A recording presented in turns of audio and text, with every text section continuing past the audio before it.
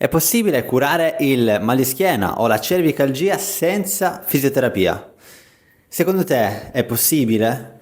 Te lo dico io, in base alla mia esperienza, in base alla mia formazione, ho curato la mia cervicalgia senza assolutamente nessun esercizio fisico particolare, esercizio fisioterapeutico particolare, nessuna terapia manuale. Quindi è possibile curare un problema fisico senza una terapia fisica?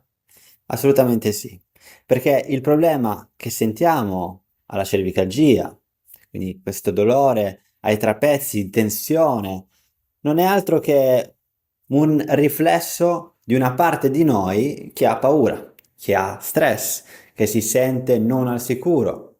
Quindi una terapia manuale non può andare semplicemente a risolvere un problema fisico così, dove ci sono delle tensioni che devono essere comprese e devono essere ascoltate in un certo senso.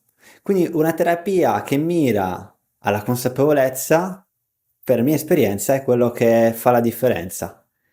Ovviamente una terapia di questo genere non dà i risultati immediati come un massaggio o come un'agopuntura. Il problema qui è non cercare una terapia che risolva qualcosa immediatamente, ma che risolva qualcosa per sempre.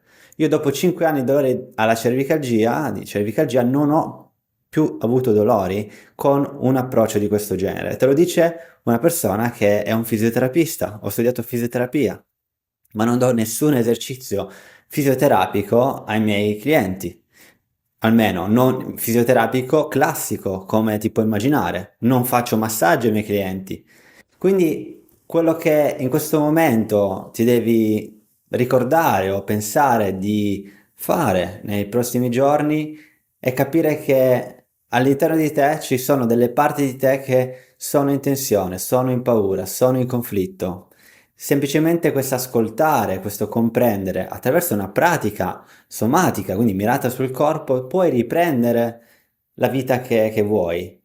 E questo non è complicato, ma devi ammettere, il primo passo è ammettere verso di te che ci sono delle parti di te incomprese o comunque che non le stai ascoltando. Nel mio canale YouTube vedi molto a riguardo se questo è il tuo primo video su questo topic. Per adesso è tutto, io sono Alessio Veneziano e ti lascio guardare il mio sito web venezianotelli.com per maggiori informazioni o il mio canale YouTube. Ciao, alla prossima!